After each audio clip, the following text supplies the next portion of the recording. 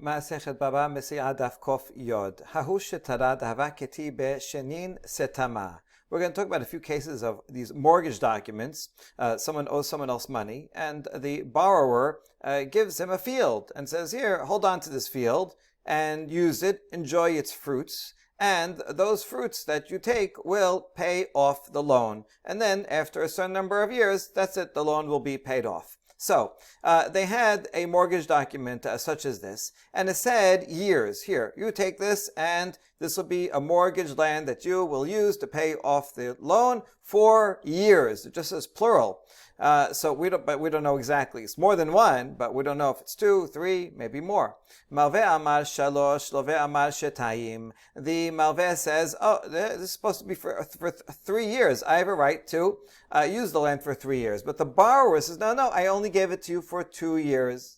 Now, in the meantime, while they're arguing, they didn't get to Bet Din yet, and the malveh goes and already takes the produce of the 3rd year. Mine eman, who will we believe? Who has the chazakah? Who do we call the motzi mehavero, who has to bring the proof? Rav Yehuda amar karka becheskat ba'aleha kaima, Rav Kana amar perot becheskat ochlehen kaimeh. Rav Yehuda says that the land belongs to its owner. The owner has the chazakah, that's the borrower, and therefore the borrower doesn't have to do anything. And it's the lender who's using the land that has to prove that he has it for 3 years. Otherwise, he has to return that fruit that he consumed illegally. And Rav Kahana, however, says, no, we look at the status quo of the produce, and since the malveh already consumed the produce, maybe he should have, maybe he shouldn't have, but he did, and now since he already has it, so he has that chazakah of the presumptive owner, and it's up to the borrower, the landowner, to prove that it was only 2 years, and then he can take it back. Halacha follows Rav Kana that we look at where is the produce. It doesn't go by the land, but the produce itself. That's what you're claiming, right? Who has the right to everybody agrees that the land itself is owned by the borrower. The question is regarding the produce, and therefore, let's see, where is the produce? Oh, the lender has it, so then he has the chazakah, and the borrower has to prove that it was only 2 years and he can get it back. Now we ask,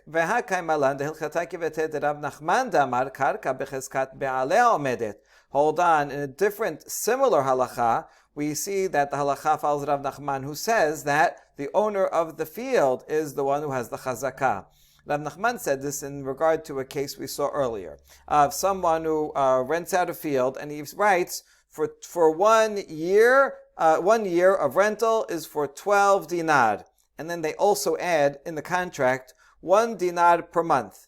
And then it turns out to be a leap year of 13 months. And so now we don't know what they really meant. Did they mean the first language for the whole year? It's 12, even if it's a long year. Or did they mean what they wrote afterwards, 1 month per dinar, and then for 13 months, then the renter will have to pay an extra dinar.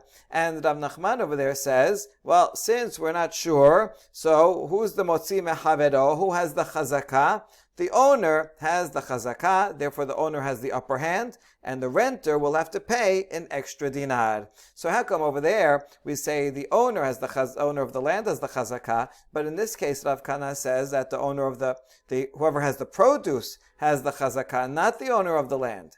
And the answer is Hata milita de la avida ligaluyehi. Hacha milita de avida ligaluyehi ve'atruche bedina terezimne la matrechinan. So the difference is that in that case of the 13 months, this is not something that will ever be revealed. We know exactly what the document said. It's just that the language is ambiguous, and it will be ambiguous forever.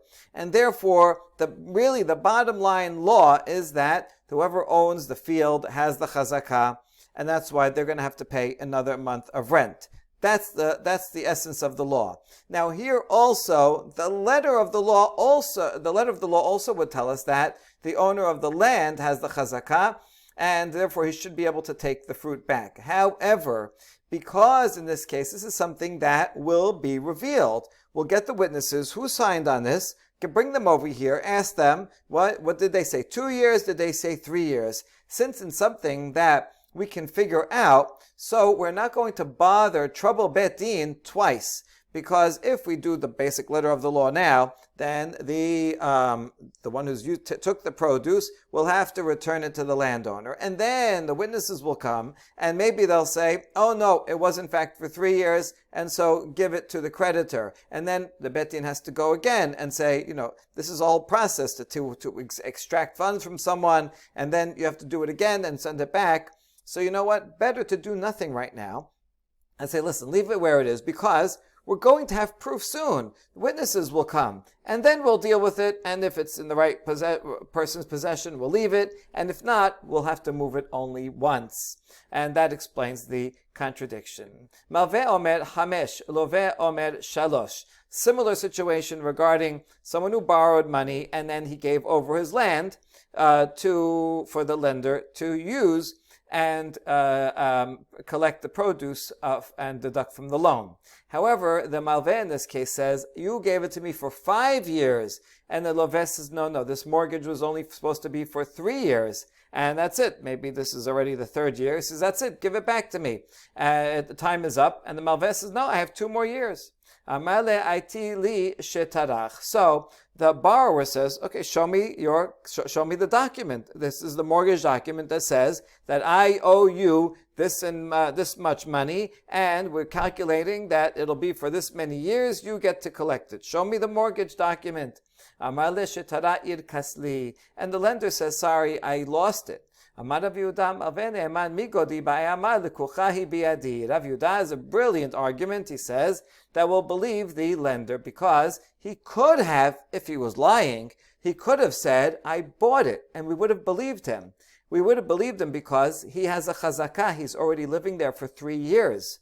And so, since he's living there for 3 years, uninterrupted, nobody ever complained and said, hey, what are you doing on my land? Get off. Therefore, you can say, I have a chazakah, and I bought it. It used to be that guy's. He sold it to me. And since we would have believed him to say that, and he could have kept it forever, therefore we should also believe him when he says, I have it for 5 years. That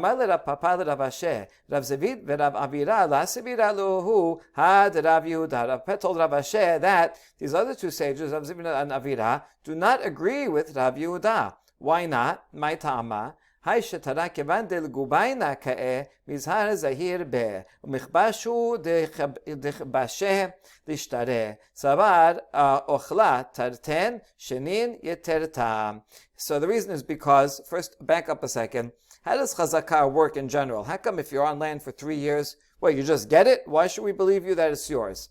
The reason for the law of chazakah is that when someone buys a field, okay, they get a deed. How long should the person hold on to the deed? Well, forever. I mean, it's their land, ancestral land. They might have to hold on to it for decades, maybe even for generations, for hundreds of years. We don't expect a person to hold on to a deed forever. And therefore, and now what are we going to do? If he doesn't have the deed, anyone can come and say, oh, this is my land. I had it before. I sold it to him. I had it before. And so this guy's a squatter, right? And if he doesn't have a deed, he won't be able to prove that he really bought it. And therefore, the rabbi said, listen, if a person is on the field for 3 years and he has a claim, this is mine because I bought it, because I inherited it, whatever the claim is, and no one ever protested during those 3 years, then that we use that as proof that it is in fact his. So therefore, the whole reasoning of chazakah only works if someone is buying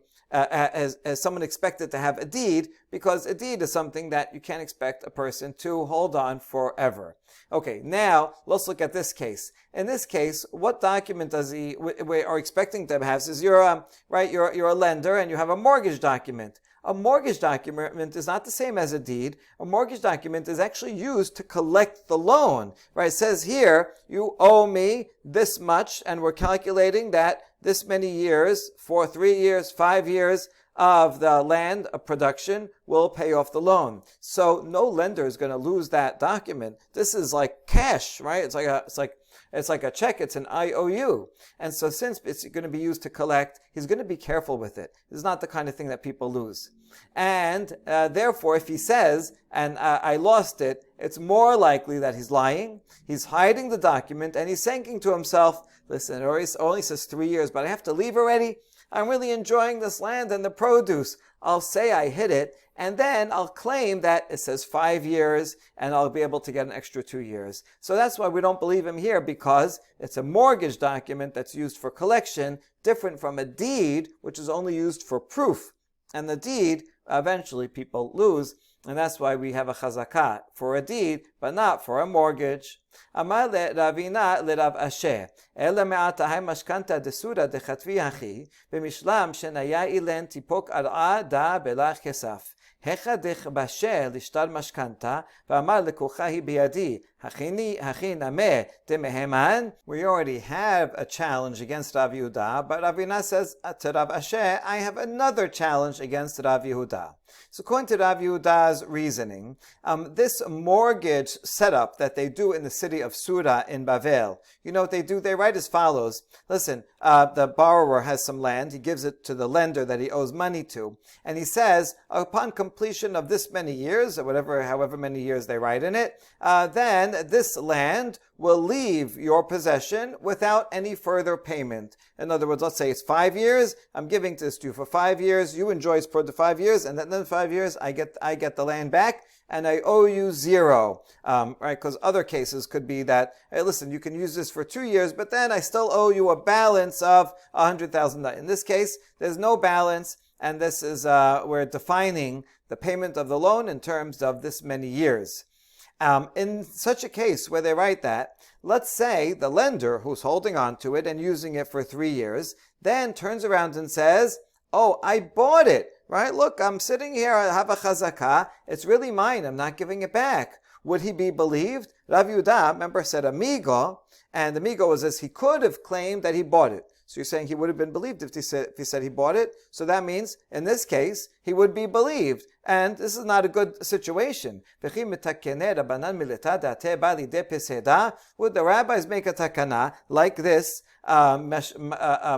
this mortgage setup in Surah that will set people up for having a loss? You're making it too easy for the lender to just lie and say, oh yeah, this is I bought it. Right? Remember, I gave you money. It's true, he did give him money. And it's too easy for him to say, I have a chazakah, I bought it. And then this is not a good situation. We want to give people protection and lifnei iver, not make it so easy to lie and steal someone's land. So why would the rabbis make such a takana? So it must be Rav Yehuda is incorrect, and this migo doesn't work because we wouldn't believe a person to say it's mine.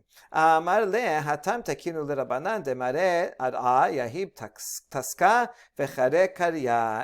Asher answers, no, in that case in Surah, in addition to allowing this type of mortgage setup, the rabbis there also said that the landowner, the borrower, has to pay taxes and dig trenches. Well, if he pays taxes to the government, then if the lender claims, oh, this is mine, you sold it to me, the borrower will say, well, let's go see who pays the taxes. Go to the tax record for the past 3 years. You see, I paid the taxes. If you own it, why didn't you pay the taxes? Then that will be a proof. Or he'll come and dig trenches for irrigation, and that'll show that this is his land. If you go and do something on the land, that shows that you still own it, and therefore that will prevent the lender from claiming that, oh, you sold it to me. Okay, fine, that's good if you actually make trenches and pay taxes. But what if it's a land that doesn't need trenches and there's no taxes, and so you don't have any of that as proof? So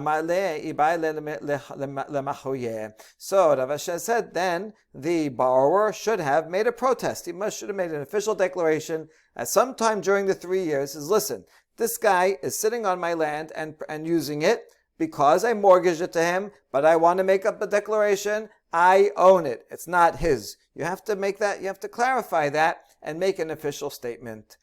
So if he did that, then it would be fine. And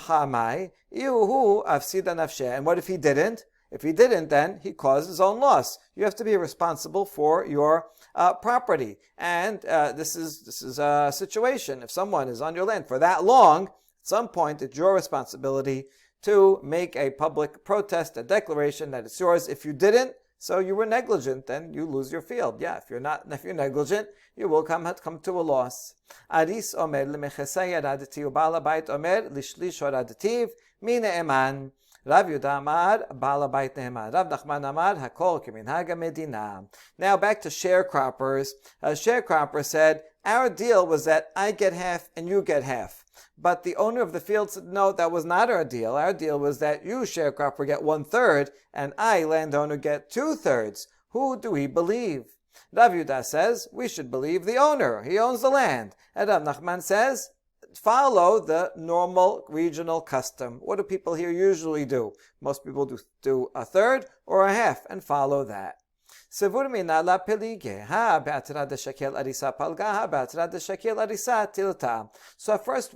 this machloket, we thought that there's no argument between them. And in fact, Rav Nachman, who said that you follow the regional custom, that is in a place where he takes half. And that's why he. So that would be the opinion that we follow 1/2. Whereas in the place of Rav Yehuda, that's where they took 1/3, and that's what Rav Yehuda says the owner is believed. Right? So it's not that Rav Yehuda actually thinks that the owner is always believed. It's just that he was in a place where it happened to be that they give sharecroppers 1/3, and so in that place he said the owner, who says 1/3, is believed. But if it was in a different place, then everybody would agree that it would be half. And if it was in a place that was 1/3, then even Rav Nachman would agree that you follow the 1/3 if it's in that place. So that's what we thought, that maybe there's no machloket between them. They're just saying their halachot in different places. Amar lehu Rab Mari berah dera debat Shemuel. Hachi amar Rabaya afilu b'atzra de shekil arisa palga pelige. Rav Yehuda amar ba'al habayit ne'eman di'i ba'e amar sechiri velakiti hu. However, Rab Mari, the son of the daughter of Shemuel, said the name of Abaye, even in a place where the general custom is that the sharecropper gets half, Rav Yehuda would still say that if the owner claims that he only offered him 1/3 and that was their deal, then that homeowner is believed. Why is he believed? Again, another Migo argument. He could have said that this worker, he's not a sharecropper, he's a day laborer, he's a gleaner. I just hired him for a few hours for $10 an hour. But he's not a sharecropper, and he would have been believed, right? He's the owner. He has all the cards. He has the chazakah. And so since he would have been believed to say, this guy's just a hired day laborer, and he could have paid him $50, and that's it.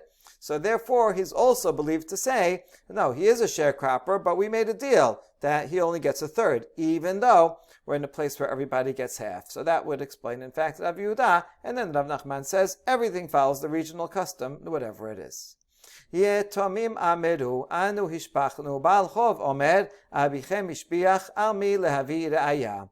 Here we have a case of someone who lent money, and he designated a field that he had to say, listen, if I don't pay you back, then you will take this field. It's not like the previous cases where he mortgages it and gives it over and says, here, you will use the land. He says, listen, I'm staying here with me, just in case I don't pay it. This is the land I'm designating that you can collect. That borrower dies, and the land gets inherited by his sons. Now, the sons, the orphans, say, we may enhance the field. You see, originally the field, let's say, was worth $1,000, and then over time, it got better, things grew, the trees are bigger, whatever, and now it's worth $1,200. So the orphans say, listen, when we inherited it, it was only worth $1,000, and that you should get, right? We're acknowledging that you should get the $1,000, but the enhancement that it had since then, since we owned it, since we inherited it, That belongs to us, and we're not giving that to you. However, the lender says, no, it got better while your father was alive, while it was under his ownership, and he gave us the land together with this enhancement. So who has to bring proof about when the enhancement happened, before he died or after he died? That's the question. So Rabbi Chanina,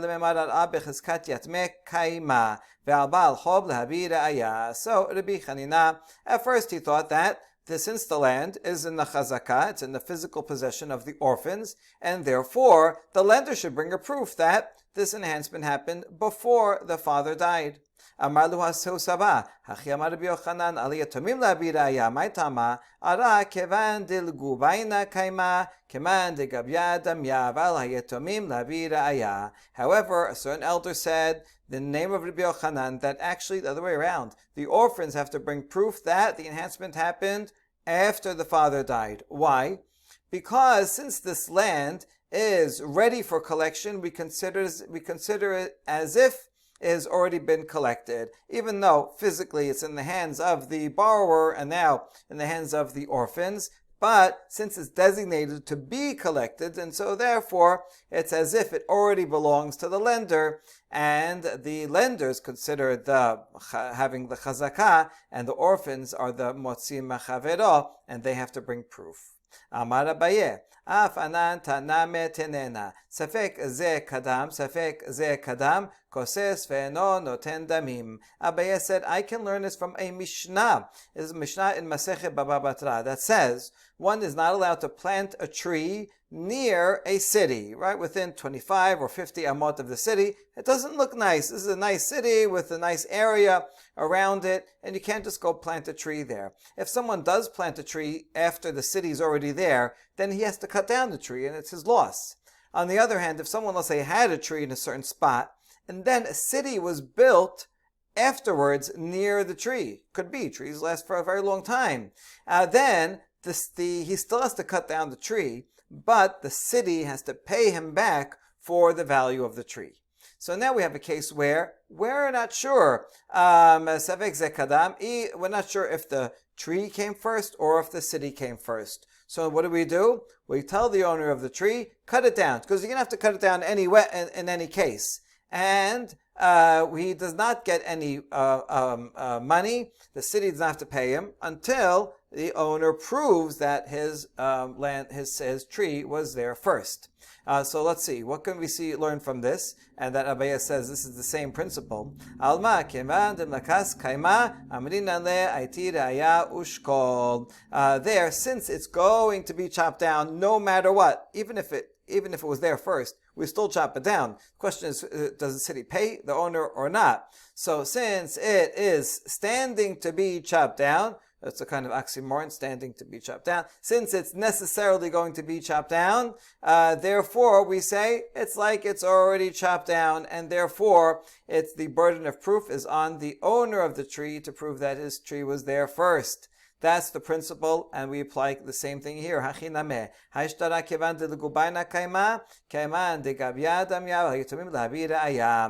Since this document is there to be collected, the document meaning the lien on the land, the document of the lien. Since this land is going to be collected, is ready to be collected, therefore it's as if it's already collected. And therefore we consider the lender to have the chazakah, and the owner of the land, which is now the heirs, they are the ones that have to bring proof. Now, in that same case, let's say the orphans are able to, in fact, bring proof that the land was enhanced after their father died, and therefore they have to pay, in the numbers I gave before, 1,000, but not the extra 200 that the land improved. Rabbi Chanina at first thought that when we give the enhancement back, we give it to them as part of the land. Let's say the land was a certain size, and now it was worth 1,000, now it's worth 1,200. So we cut off a little piece of the land, and we tell the orphans, okay, you keep this part of the land that's worth 200, and then the lender will get the rest of the land that is now worth 1,000. But and then we learned that that's not true. Then the lender gets the entire land, but since 200 of it is extra enhancement, the lender has to pay cash to the orphans, and the orphans get the money, but they don't get a piece of the land. Rav Nachman, Rav Nachman Mashmuel, Shelosha Shamin lahem et hashevach, umalin otan bedamim, ve'elu hen bechor lapashut, ubal chov uchtuvat isha layetomim, ubal chov lalokeach. We know this from the words of Rav Nachman, who said in the name of Shemuel, there are 3 cases where we make an evaluation of the enhancement, and it's paid in cash. The first, ours is the second one. The first one is the payment that a firstborn will have to make to his brothers who are non-firstborn. They're called pashut, simple brothers. The law of bechor is if the father dies, the bechor gets a double portion of the value of the land at the time that the father died. So you would take the land, let's say there's those 2 brothers, and you split it into 3, the bechor would get 2 of those thirds, and the regular brother just 1/3. However, that's only if they split it right away. Let's say they wait, and they work on the land, and the land gets enhanced while they still jointly own it, and then they split it afterwards. It's not fair in that case to give to the bechor 2/3 of the enhanced land. Since they both enhanced it, they deserve the enhanced value split down the middle. And therefore, in that case, they'll take the land and they'll split it 2/3 to the bechor, 1/3 to the non-bechor. However, they'll make an estimation how much is the added value since their father died. And let's say the added value was 200. So then the firstborn will have to pay the non-firstborn the difference between 1/3 and 1/2, which would be 1/6. He has to pay that in cash. And so that's the first law, that's paid in cash, not in land. The land still gets split 1/3, 2/3, no matter what, but he'll pay the difference for the enhancement in cash. The second is our case, a lender or a woman who is collecting her ketubah, which is also like a loan that she's collecting that the husband owed her, but the husband died. And now she is going to the heirs, which might be her own children or her husband's children, or our case of the heirs coming to the lender and saying, "Listen, you collected our father's land that he designated, but the land was enhanced in the meantime, and we want that money back." And so the orphans can get paid from the lender or from the woman. They're going to give over the land, but they get paid for the enhancement in cash. And so too, a Baal Chob, a lender, who is going to purchasers. Let's say they're owed money and their borrower defaults, and he doesn't have any cash, and he doesn't have any property, and so the lender can go to land that he had owned and sold. They have a lien on it, so he goes and takes that land, but that land increased in value in the meantime, has enhancement, so they take the land and they pay for the enhancement in cash after an evaluation. So you see, since Shemuel said these 3 laws, then we see that Rabbi Chanina, what he thought is not correct, that they get paid back in a little piece of land. No, they get paid back in cash. Amar le Ravina le Rav Asher, lememra de Sava Shemuel Baal Chov lalakohot, umay itle shebacha lalokeach, v'amar Shemuel Baal Chov goveh et hashevach. Ravina asks Rav Asher, that previous statement, is this trying to teach us that according to Shemuel, the lender has to pay the buyer for the enhancement? Again, the case is that a lender lent the money to a borrower, and the borrower then cannot pay. He doesn't have any money, he doesn't have any property, so the lender can go after liened property that the borrower had sold. So he can go to that buyer and take it, but we just said over here, he has to assess and pay for the enhancement. Is that true, right? What, the enhancement goes to the buyer? Is that really true? But after all, Shemuel said something opposite. He said that the lender can take the land together with the enhancement, and he takes the entire thing, does not have to pay the buyer for the enhancement. Now the buyer will be out, and the buyer can go sue the seller, that's also the borrower, and say, hey, you sold me this land. First of all, I want the purchase price back. And also, I enhanced it. You have to pay me for that too. Right, he can go and get his money back from the buyer, but the lender can take everything. So how are we going to resolve these two statements of Shemuel? כאן בשבח המגיע לכתפיים, כאן בשבח שאין מגיע לכתפיים, והמעשים בכל יום וכמגבה שמואל אפילו בשבח המגיע לכתפיים. And if you'll say, oh, there's no problem. When Shemuel says that the lender pays for enhancement, that was talking about when the crop is very high and ready to be cut and carried on shoulders. In that case, it's as if it's not even connected to the ground. I mean, it is still technically connected to the ground, but it's not receiving any nourishment from the ground anymore. And so maybe Shemuel said, in that case, the lender has to pay for that enhancement because it's really not part of the ground. So it's okay, I'm taking the land with all this grain on it, but I'll pay you for the grain that's already ready to be carried.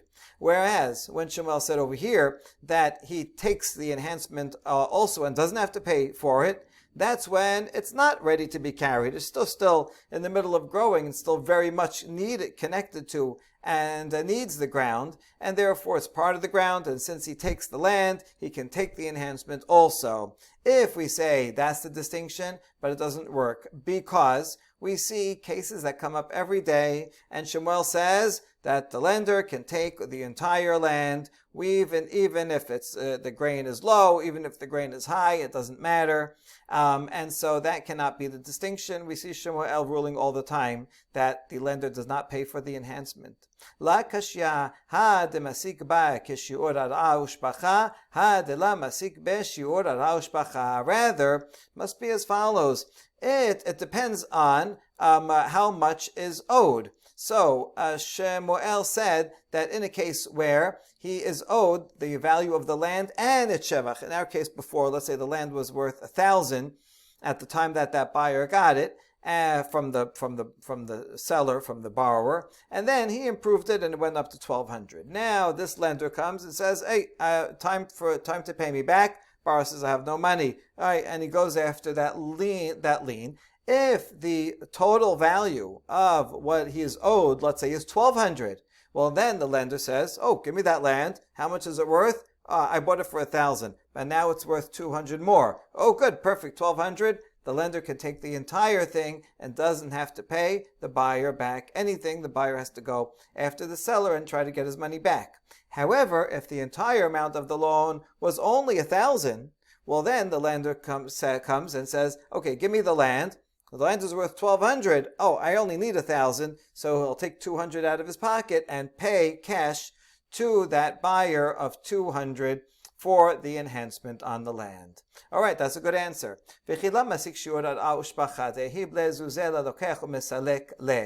הניחא למאן דאמר אית לזוזה ללוקח למעשה מסלק לבעל חוב שפיר.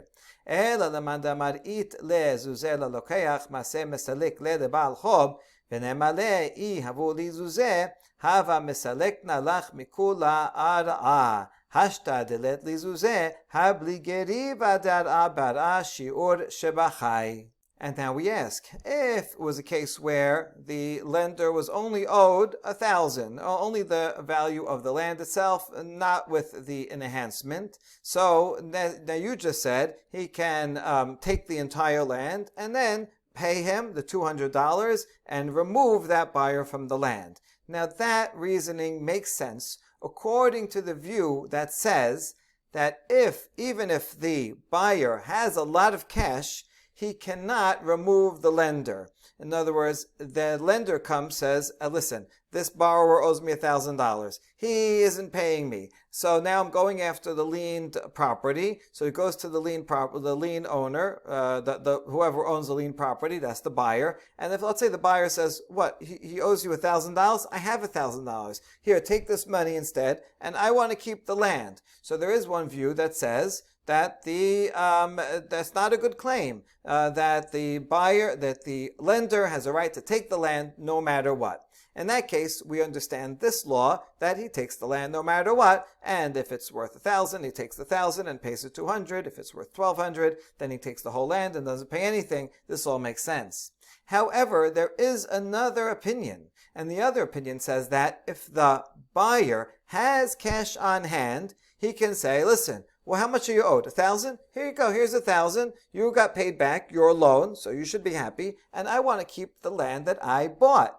If you follow that opinion, then this buyer, even if he doesn't have $1,200, but he can make the following claim. Listen, if I had money, I would be able to keep the land totally and give you $1,200 and remove you from the land completely.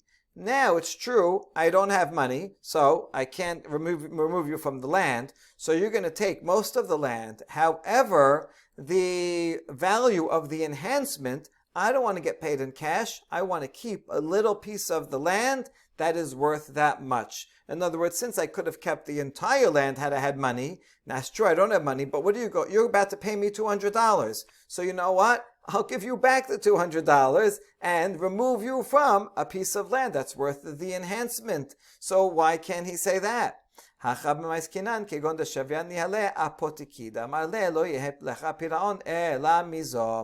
in this case we're talking about where the borrower had designated this land to be apotiki, which means designated repayment. He said, I'm not going to pay you from any other land, only from this. This is totally yours. In that case, because he said you're going to get this land, and that therefore, even according to the opinion that says that in other cases, in general, the buyer can say, here's money and I'm keeping the land. In this case, he would not be able to do so because this land was pre-designated, solely designated for payment of this loan, and therefore the lender has full right to take the entire thing. המקבל שדה מחברו לשבוע אחד ב700 זוז, השביעית מן המניין, קיבלה ממנו בשבע שנים ב700 זוז, and השביעית מן המניין. Okay, new Mishnah. Someone receives a field to cultivate as a tenant farmer or a sharecropper, and they write that it's going to be for one shavua. Shavua means a collection of 7. Usually we use it for 7 days, but could also mean 7 years, as in a shemitah.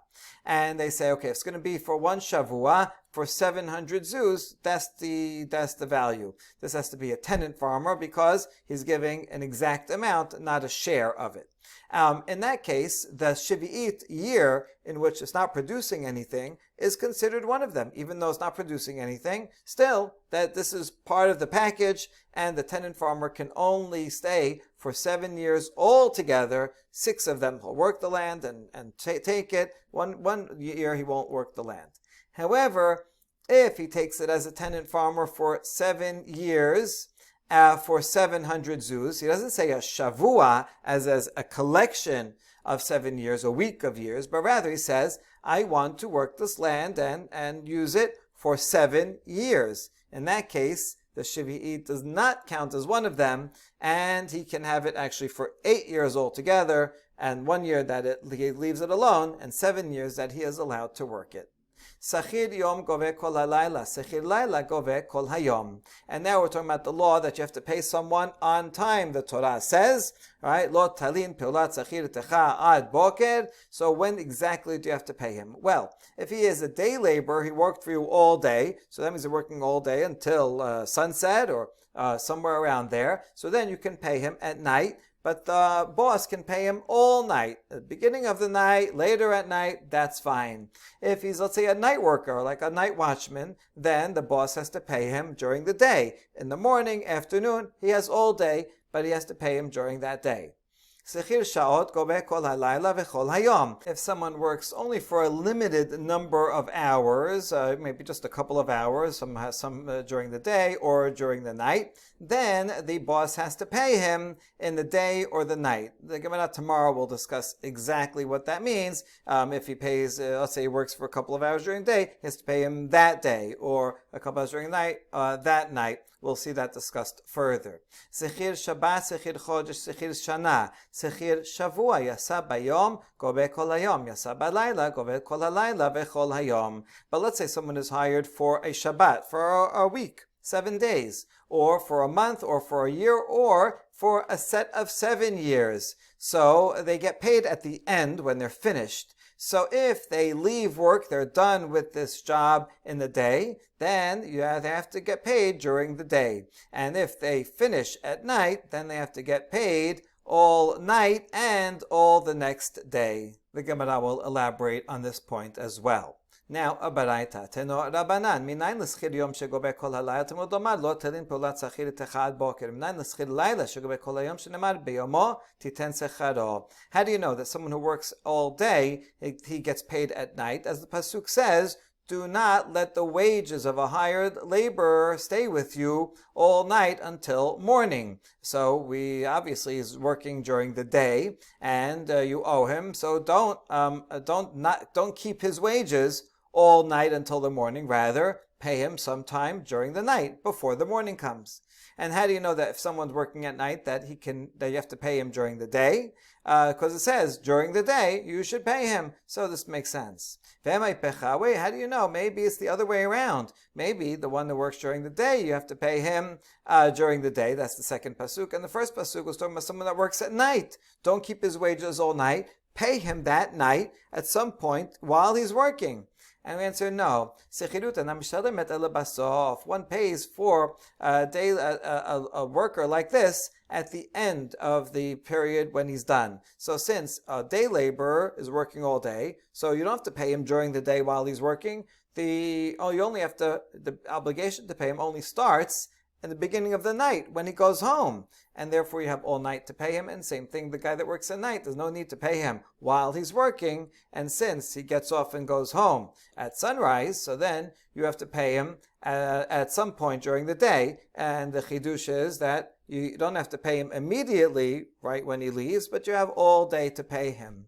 Tenor Rabbanan, mi mashmash nemad lo talin pilat sachid itecha, ani yodea she'ad boker, matamud lomar ad boker, melamed she'eno ober ela ad boker rishon bilbad. Another braita, since the pasuk says, don't keep the wages of a hired labor with you at night, so then obviously I can't keep them until the morning. So why do I need those extra words? Don't keep them until the morning. This teaches me that I only violate once for keeping it past the first morning. Let's say the guy worked till sunset, and then I kept the wages with me all night, and then the next morning comes, I violated this law. If I continue not to pay him the next morning and the next one after that and many more after that, I don't violate again and again. I only violate for keeping it with me for the first morning.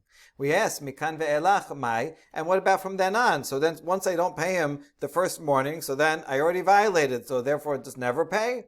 Amarav over mishum bar tashed. No, there's another violation of don't delay the wages. Amarav Yosef mai kera'a al tomad lere'echa lech vashub umachar eten ve'yesh itach. What's the source, the pasuk for this not delaying? It's a pasuk from Mishleh. Don't say to your neighbor, go and come again tomorrow. I'll give it to you when you have the money. But you just delay. Come tomorrow. It is also prohibited, but it's a separate violation from the pasuk in the Torah. Baruch Adonai leolam. Amen ve'amen.